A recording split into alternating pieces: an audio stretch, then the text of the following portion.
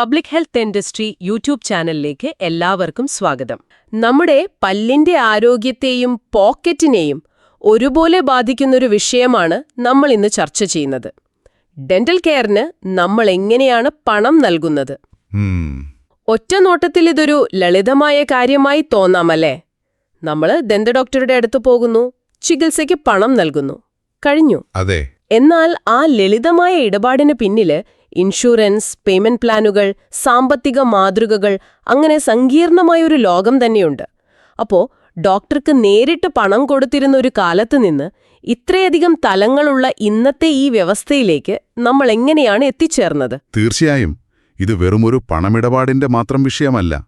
ഒരു സമൂഹത്തിന് എത്രത്തോളം മികച്ച ദന്തചികിത്സ ലഭ്യമാകുന്നു എന്ന് തീരുമാനിക്കുന്നതിന്റെ ഒരു അടിസ്ഥാന ഘടകം കൂടിയാണിത്. ശരിയാണ്. അപ്പോൾ ഏറ്റവും ലളിതമായ കാര്യങ്ങളിൽ നിന്ന് തുടങ്ങി ഓരോ കാലഘട്ടത്തിലും വന്ന മാറ്റങ്ങളെയും അതിന്റെ കാരണങ്ങളെയും നമുക്ക് പടിപടിയായി മനസ്സിലാക്കാം. കൊള്ളാം. അപ്പോൾ ഈ കഥ എവിടെ നിന്നാണ് തുടങ്ങുന്നത്? ഏറ്റവും അടിസ്ഥാനപരമായ രീതി ഏതാണ്? ഏറ്റവും ലളിതവും ശരിക്കും പറഞ്ഞാൽ നമുക്കെല്ലാവർക്കും സുപരിചിതവുമായ രീതിയിൽ നിന്ന് തന്നെ തുടങ്ങാം. Private fee for service. Private fee for service. അതെ, പേര് സൂചിപ്പിക്കുന്നത് പോലെ തന്നെ ഓരോ സേവനത്തിനും അതിൻ്റേതായ ഫീസ് നൽകുന്നു. ഒരു കടയിൽ പോയി സാധനം വാങ്ങുന്നത് പോലെ. ഓക്കേ. ഇവിടെ ദന്ത ഡോക്ടറും രോഗിയും മാത്രമേ ഉള്ളൂ. അതുകൊണ്ടിതിനെ ടു പാർട്ടി അറേഞ്ച്മെന്റ് അഥവാ ദ്വികക്ഷി ക്രമീകരണം എന്നും വിളിക്കാറുണ്ട്. ശരിയാണ്, വളരെ ലളിതം. ഞാനൊരു ഫില്ലിംഗ് ചെയ്തു, അതിന്റെ പണം കൊടുത്തു, ഇടപാട് കഴിഞ്ഞു. ഇതിന് അതിൻ്റേതായ ഗുണങ്ങൾ ഉണ്ടാകുമല്ലോ. തീർച്ചയായും. നമ്മുടെ നാട്ടിൽ ഇത് സർവ്വസാധാരണമാണ്. അതുകൊണ്ടുതന്നെ സാംസ്കാരികമായി എല്ലാവരും അംഗീകരിച്ചൊന്നാണ്. അതായത് കൾച്ചറലി ആക്സെപ്റ്റബിൾ. ഡോക്ടറെ സംബന്ധിച്ചിടത്തോളം സാഹചര്യങ്ങൾക്കനുസരിച്ച് ഫീസ് ക്രമീകരിക്കാനുള്ള ഒരു സ്വാതന്ത്ര്യമുണ്ട്, ഒരു ഫ്ലെക്സിബിലിറ്റി. പിന്നെ ഭരണപരമായ കാര്യങ്ങളും വളരെ കുറവാണ്. ശരിയാണ്. എന്നാൽ ഇതിന് വലിയൊരു പോരായ്മയുണ്ട്. അതെന്താണ്? ചികിത്സാ ചെലവ് താങ്ങാൻ കഴിയാത്തവരുടെ കാര്യമോ? വലിയൊരു തുക ഒറ്റയടിക്ക് നൽകാൻ സാധിക്കാത്തവർക്ക് ചിലപ്പോൾ ചികിത്സ തന്നെ നിഷേധിക്കപ്പെട്ടേക്കാം.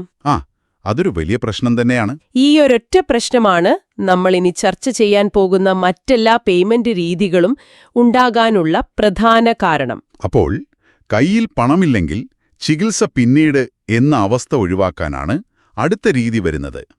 ഒറ്റയടിക്ക് പണം നൽകാൻ സാധിക്കുന്നില്ലെങ്കിൽ പിന്നെ പതുക്കെ അടച്ചു തീർക്കുക, ഒരു മൊബൈൽ ഫോൺ EMI എടുക്കുന്നത് പോലെ. കൃത്യം. അതാണ് പോസ്റ്റ് പേയ്മെന്റ് പ്ലാനുകൾ, പോസ്റ്റ് പേയ്മെന്റ് പ്ലാൻസ്. ഇതിനെ ബഡ്ജറ്റ് പേയ്മെന്റ് പ്ലാനുകൾ എന്നും പറയാറുണ്ട്. ഓക്കേ. ഇവിടെ രോഗി ഒരു ബാങ്കിൽ നിന്നോ മറ്റ് ധനകാര്യ സ്ഥാപനത്തിൽ നിന്നോ ചികിത്സയ്ക്കായി വായ്പയെടുക്കുന്നു. ആ സ്ഥാപനം ഡോക്ടർക്ക് മുഴുവൻ ഫീസും ഉടൻ തന്നെ നൽകും. രോഗി പിന്നീട് ആ തുക തവണകളായി ബാങ്കിന് തിരിച്ചടയ്ക്കുന്നു. ഇതൊരു നല്ല ആശയമാണെന്ന് തോന്നാം, അല്ലേ? പക്ഷേ ഇതിനൊരു ചരിത്രമുണ്ട്. ഓഹോ, അതെന്താണ്? 1930കളിൽ അമേരിക്കയിലാണിത് ആദ്യമായി പരീക്ഷിച്ചത്. പക്ഷേ അതത്ര വിജയിച്ചില്ല. എന്തുകൊണ്ട്?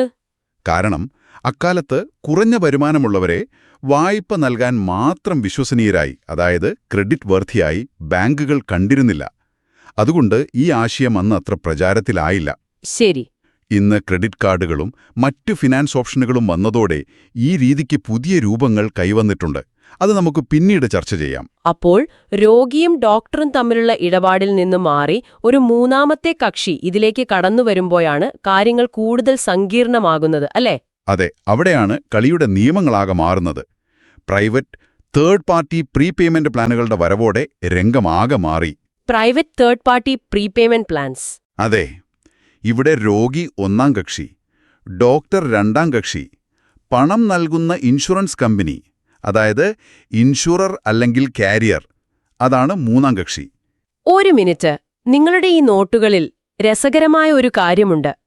തുടക്കത്തിൽ ദന്തചികിത്സ ഇൻഷുർ ചെയ്യാൻ പറ്റാത്ത ഒന്നായിട്ടാണ്, അൺഇൻഷൂറബിൾ ആയിട്ടാണ് കണ്ടിരുന്നത് എന്ന് പറയുന്നു. അതെന്തുകൊണ്ടാണ്? ഇൻഷുറൻസ് പരിരക്ഷ നൽകാൻ പറ്റാത്ത എന്തിരിക്കുന്നു ദന്തചികിത്സയിൽ? അതൊരു വളരെ നല്ല ചോദ്യമാണ്. ഒരു നഷ്ടം ഇൻഷുർ ചെയ്യണമെങ്കിൽ അതിന് ചില അടിസ്ഥാന നിയമങ്ങളുണ്ട്. ആ നഷ്ടം വളരെ വലുതും എപ്പോഴെങ്കിലും മാത്രം സംഭവിക്കുന്നതും വ്യക്തിയുടെ നിയന്ത്രണത്തിന് അതീതവുമായിരിക്കണം. ഉദാഹരണത്തിന് ഒരു വീടിന് തീ പിടിക്കുന്നത്. എന്നാൽ ദന്തരോഗങ്ങളുടെ കാര്യം നേരെ തിരിച്ചാണ്. അവ സാധാരണമാണ്, എപ്പോൾ വരുമെന്ന് ഒരു പരിധിവരെ പ്രവചിക്കാൻ സാധിക്കും. മാത്രമല്ല നല്ല ശീലങ്ങളിലൂടെ നമുക്കത് ഒരു പരിധിവരെ നിയന്ത്രിക്കാനും സാധിക്കും. അപ്പോൾ പിന്നെ എങ്ങനെയാണ് ഡെന്റൽ ഇൻഷുറൻസ് എന്ന ആശയം തന്നെ യാഥാർത്ഥ്യമായത്? ഇൻഷുർ ചെയ്യാൻ കൊള്ളാത്ത ഒന്നിന് എങ്ങനെയാണ് അവർ ഇൻഷുറൻസ് ഉണ്ടാക്കിയത്? ആ കടങ്കഥയ്ക്കുള്ള ഉത്തരമാണ് ചെലവ് നിയന്ത്രണ മാർഗങ്ങൾ, അതായത് cost containment mechanisms. Okay. Insurance കമ്പനികൾക്ക് നഷ്ടം വരാതിരിക്കാൻ അവർ ചില നിയമങ്ങളും നിബന്ധനകളും കൊണ്ടുവന്നു. ഇതൊരു ലിസ്റ്റായി പഠിക്കുന്നതിന് പകരം അവർ നേരിട്ട ഓരോ പ്രശ്നത്തിനും എങ്ങനെ പരിഹാരം കണ്ടു എന്ന് നോക്കാം. അത് കൊള്ളാം. അപ്പോൾ എന്തായിരുന്നു ആദ്യത്തെ പ്രശ്നം? ആദ്യത്തെ പ്രശ്നം ആളുകൾക്ക് പല്ലുവേദന വന്നതിന് ശേഷം മാത്രം ഇൻഷുറൻസ് എടുക്കുന്നൊരു പ്രവണത. ഇത് ഇൻഷുറൻസ് കമ്പനികൾക്ക് വലിയ നഷ്ടമുണ്ടാക്കും. ശരിയാണ്.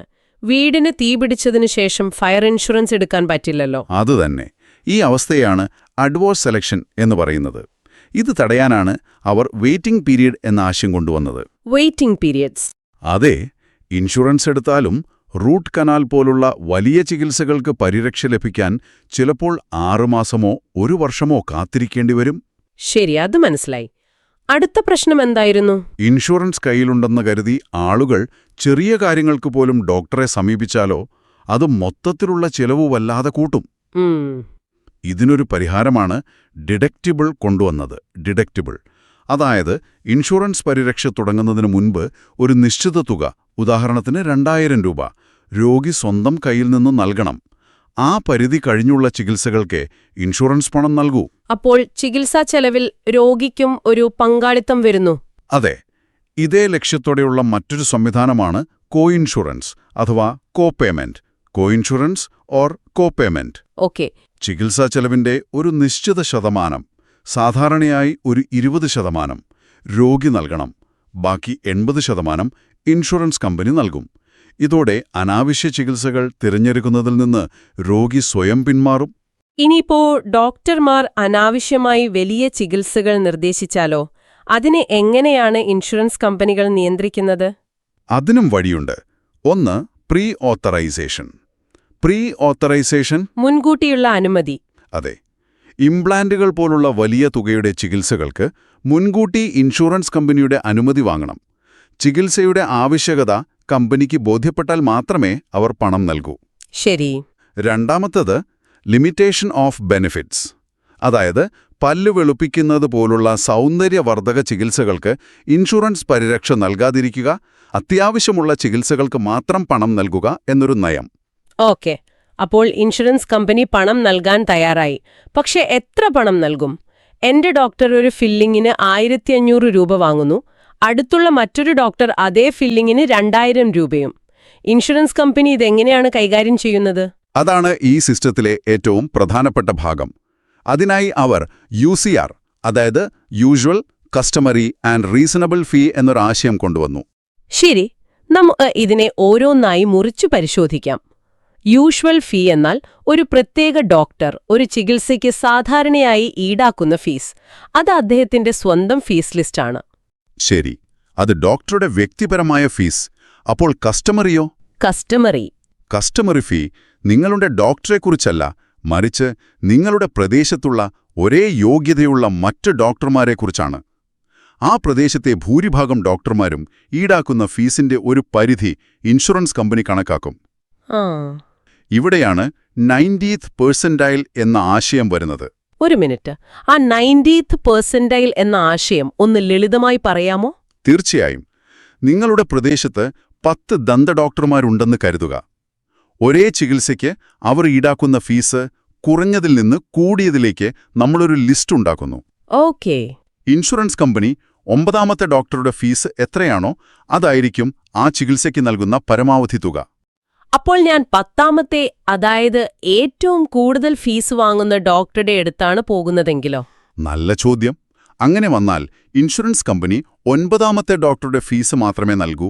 ബാക്കി തുക നിങ്ങൾ സ്വന്തം കയ്യിൽ നിന്ന് നൽകേണ്ടി വരും. ഇതിനെയാണ് ബാലൻസ് ബില്ലിംഗ് എന്ന് പറയുന്നത്. Balance billing. കൊള്ളാം, ഇപ്പോ വ്യക്തമായി. അപ്പോൾ UCRലെ അവസാനത്തെ R, അതായത് റീസണബിൾ, എന്താണ്?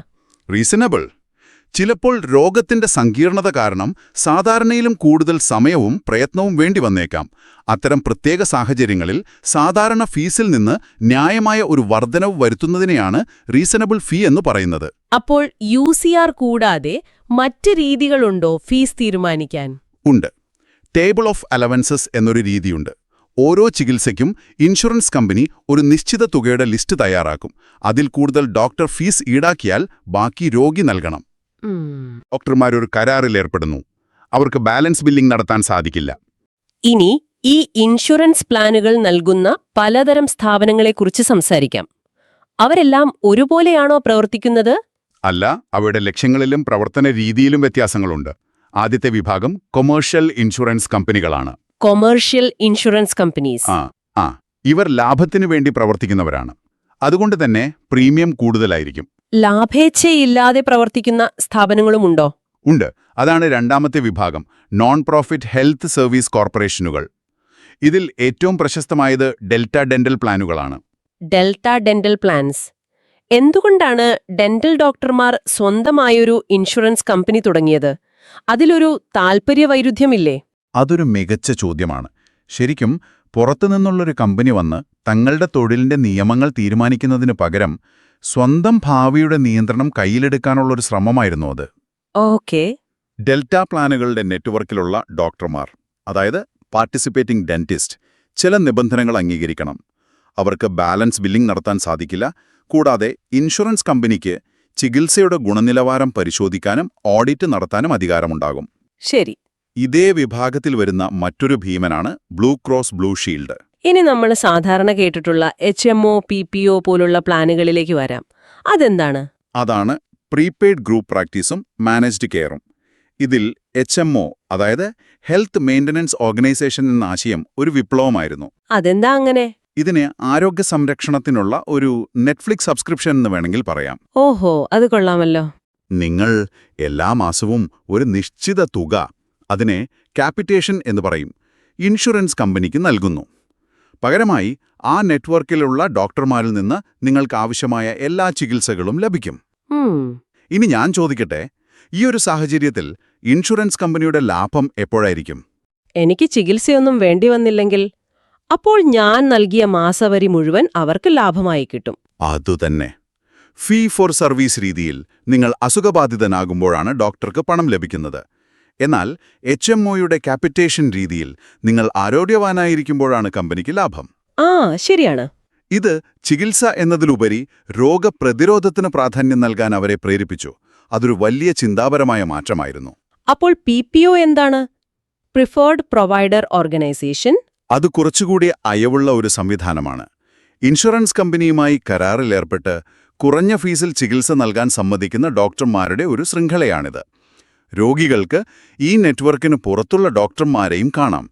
പക്ഷെ അപ്പോൾ കയ്യിൽ നിന്ന് കൂടുതൽ പണം നൽകേണ്ടി വരും എന്ന് മാത്രം. ഇൻഷുറൻസ് അല്ലാതെ മറ്റു രീതികളും ഉണ്ടല്ലോ അല്ലേ? തീർച്ചയായും. അതിലൊന്നാണ് സാലറി. വളരെ ലളിതം. സേനയിലോ സർക്കാർ ആശുപത്രികളിലോ ചില കോർപ്പറേറ്റ് ക്ലിനിക്കുകളിലോ ജോലി ചെയ്യുന്ന ഡോക്ടർമാർക്ക് ചെയ്യുന്ന ചികിത്സയുടെ എണ്ണത്തിനനുസരിച്ചല്ലാതെ നിശ്ചിത ശമ്പളം ലഭിക്കുന്നു. അവസാനമായി സർക്കാർ നേരിട്ട് പണം നൽകുന്ന സംവിധാനങ്ങളുണ്ടല്ലോ. അതെ, അവയാണ് പബ്ലിക് പ്രോഗ്രാംസ്. അമേരിക്കയിലെ മെഡിക്കെയർ 65 വയസ്സിന് മുകളിലുള്ളവർക്കുള്ളതാണ്. പക്ഷെ അതിൽ ഡെന്റൽ കവറേജ് വളരെ പരിമിതമാണ്. ഓക്കേ. എന്നാൽ മെഡിക്കേഡ് സാമ്പത്തികമായി പിന്നോക്കം നിൽക്കുന്നവർക്കുള്ളതാണ്. അതിലെ EPSDT എന്ന പ്രോഗ്രാം, അതായത് early and periodic screening, diagnosis and treatment, 21 വയസ്സിന് താഴെയുള്ള ലക്ഷക്കണക്കിന് കുട്ടികൾക്ക് ദന്തചികിത്സ ഉറപ്പാക്കുന്നതിൽ വലിയ പങ്കുവഹിച്ചിട്ടുണ്ട്. ഇത്രയും നേരം നമ്മൾ പ്രധാനമായും അമേരിക്കൻ സംവിധാനത്തെക്കുറിച്ചാണ് സംസാരിച്ചത്. ഈ ആശയങ്ങളെല്ലാം ഇന്ത്യൻ സാഹചര്യത്തിൽ എങ്ങനെയാണ് പ്രവർത്തിക്കുന്നത്? അതാണ് ഏറ്റവും പ്രധാനപ്പെട്ട ചോദ്യം. ഇന്ത്യയിലെ യാഥാർത്ഥ്യം തികച്ചും വ്യത്യസ്തമാണ്. അമേരിക്കയിൽ ഇത്രയും സങ്കീർണമായൊരു ഇൻഷുറൻസ് വലയുണ്ടെങ്കിൽ ഇന്ത്യ ഇന്നും ഭൂരിഭാഗവും ഫീ ഫോർ സർവീസ് രീതി പിന്തുടരുന്നൊരു രാജ്യമാണ്. ശരി. 90% കൂടുതൽ ചികിത്സാ ചെലവും രോഗികൾ നേരിട്ട് കയ്യിൽ നിന്ന് നൽകുന്നു. ഇതിനെയാണ് ഔട്ട് ഓഫ് പോക്കറ്റ് എക്സ്പെൻഡിച്ചർ എന്ന് പറയുന്നത്. അപ്പോ ഇന്ത്യയില് സർക്കാർ തലത്തിൽ പദ്ധതികളൊന്നുമില്ലേ? ഉണ്ട്, ഇല്ലാതില്ല. കേന്ദ്ര സർക്കാർ ജീവനക്കാർക്കായി CGHS ഉണ്ട്. നിശ്ചിത വരുമാനത്തിൽ താഴെയുള്ള ഫാക്ടറി തൊഴിലാളികൾക്കായി ESIS ഉണ്ട്. ഇതുകൂടാതെ ഓരോ സംസ്ഥാനത്തിനും അവരുടേതായ പദ്ധതികളുണ്ട്. ഉദാഹരണത്തിന് കർണാടകയിലെ ദന്തഭാഗ്യ പദ്ധതിയും നമ്മുടെ കേരളത്തിലെ മന്ദഹാസം പദ്ധതിയും. ആ, കേട്ടിട്ടുണ്ട്. ഇവ ദാരിദ്ര്യരേഖയ്ക്ക് താഴെയുള്ള മുതിർന്ന പൗരന്മാർക്ക് സൗജന്യമായി പല്ലുവെച്ചു കൊടുക്കുന്ന പദ്ധതികളാണ്. ഇന്ന് ഇന്ത്യയിലും ചില പുതിയ ട്രെൻഡുകൾ കാണുന്നുണ്ടല്ലോ. വലിയ ക്ലിനിക് ശൃംഖലകൾ മെമ്പർഷിപ്പ് കാർഡുകൾ നൽകുന്നു. EMI സൗകര്യങ്ങളെക്കുറിച്ച് പരസ്യങ്ങൾ കാണുന്നുണ്ട്. തീർച്ചയായും നമ്മൾ നേരത്തെ ചർച്ച ചെയ്ത പഴയ ആശയങ്ങൾക്ക് ഇന്ത്യയിൽ പുതിയ രൂപങ്ങൾ കൈവരികയാണ്. 1930കളിലെ പോസ്റ്റ് പേയ്മെന്റ് പ്ലാനിന്റെ ആധുനിക രൂപമാണ് ബജാജ് ഫിൻസർ പോലുള്ള കമ്പനികൾ നൽകുന്ന ഫിൻടെക് EMI സൗകര്യങ്ങൾ. ശരിയാണ്. നമ്മൾ ചർച്ച ചെയ്ത HMO ക്യാപിറ്റേഷൻ എന്ന ആശയത്തിന്റെ ഒരു ചെറിയ ഇന്ത്യൻ പതിപ്പാണ് വലിയ ഡെന്റൽ ക്ലിനിക് ശൃംഖലകൾ നൽകുന്ന മെമ്പർഷിപ്പ് പ്ലാനുകൾ. പൊതു-സ്വകാര്യ പങ്കാളിത്തത്തെക്കുറിച്ച് ഈ നോട്ടുകളിൽ പറയുന്നുണ്ടല്ലോ, പബ്ലിക് പ്രൈവറ്റ് പാർട്ട്ണർഷിപ്പ്. അതെന്താണ്? PPP എന്നത് വളരെ പ്രധാനപ്പെട്ട ഒരു ആശയമാണ്. സർക്കാരിന്റെ ലക്ഷ്യങ്ങൾ സ്വകാര്യ മേഖലയുടെ കാര്യക്ഷമത ഉപയോഗിച്ച് നടപ്പിലാക്കുന്ന രീതിയാണിത്. ഒരു ഉദാഹരണം പറയാമോ? തീർച്ചയായും. ECHS, അതായത് ex servicemen contributory health scheme, ഇതിന് നല്ലൊരു ഉദാഹരണമാണ്. വിമുക്ത ഭടന്മാർക്ക് ചികിത്സ നൽകാൻ സർക്കാർ തിരഞ്ഞെടുത്ത സ്വകാര്യ ക്ലിനിക്കുകളുമായി കരാറുണ്ടാക്കുന്നു. സർക്കാർ പണം നൽകുന്നു, സ്വകാര്യ ക്ലിനിക്ക് സേവനം നൽകുന്നു. ഓക്കേ. സ്കൂൾ കുട്ടികൾക്കായി കോൾഗേറ്റ് പോലുള്ള കമ്പനികൾ ഇന്ത്യൻ ഡെന്റൽ അസോസിയേഷനുമായി ചേർന്ന് നടത്തുന്ന ദന്തപരിശോധനാ ക്യാമ്പുകൾ പോലും ഒരുതരം PPP ആയി കണക്കാക്കാം. അപ്പോൾ ഡോക്ടർക്ക് നേരിട്ട് പണം നൽകുന്ന ലളിതമായൊരു രീതിയിൽ നിന്ന് തുടങ്ങി ഇൻഷുറൻസിന്റെ സങ്കീർണമായ വഴികളിലൂടെ സഞ്ചരിച്ച് ഇന്ത്യൻ സാഹചര്യത്തിൽ വരെ നമ്മളെത്തി. ഇതിൽ നിന്നെല്ലാം എന്താണ് നമ്മൾ മനസ്സിലാക്കേണ്ടത്? ഓരോ പേയ്മെന്റ് രീതിക്കും അതിൻ്റേതായ ഗുണങ്ങളും ദോഷങ്ങളുമുണ്ട്. അത് ഡോക്ടറെയും രോഗിയെയും സമൂഹത്തെയും വ്യത്യസ്ത രീതികളിൽ സ്വാധീനിക്കുന്നു എന്നതാണ് പ്രധാന കാര്യം. ശരിയാണ്. അതെ, നിങ്ങൾക്ക് ചിന്തിക്കാനായൊരു കാര്യം കൂടി തരാം. ഇന്ത്യ ഒരു വലിയ മാറ്റത്തിന്റെ പാതയിലാണ്. വളരുന്ന മധ്യവർഗം, ഇൻഷുറൻസ് പരിരക്ഷയുള്ള കോർപ്പറേറ്റ് ജോലികൾ, പുതിയ സാമ്പത്തിക സഹായ മാർഗങ്ങൾ, ഇതെല്ലാം ഈ രംഗത്തെ മാറ്റിമറിച്ചുകൊണ്ടിരിക്കുകയാണ്. അപ്പോൾ ചോദ്യം ഇതാണ്: ഇന്ത്യൻ ദന്ത ചികിത്സയുടെ ഭാവി പരമ്പരാഗത ഫീ ഫോർ സർവീസ് രീതിയിൽ ഒതുങ്ങി നിൽക്കുമോ, അതോ അമേരിക്കൻ മാതൃകയിലുള്ള സങ്കീർണമായ ഒരു ഇൻഷുറൻസ് സംവിധാനത്തിലേക്ക് നമ്മൾ മാറുമോ, അതോ ഇവ രണ്ടിന്റെയും നല്ല വശങ്ങൾ ചേർത്തുകൊണ്ട് ഇന്ത്യയുടേതായ ഒരു പുതിയ മോഡൽ നമ്മൾ കണ്ടെത്തുമോ? അതൊരു നല്ല ചോദ്യമാണ്. നമ്മുടെ പുഞ്ചിരിക്ക് നാം എങ്ങനെ പണം നൽകുന്നു എന്നത് നമ്മൾ കെട്ടിപ്പടുത്തുന്ന സമൂഹത്തെക്കുറിച്ചുള്ള ഒരു വലിയ സൂചനയായിരിക്കും.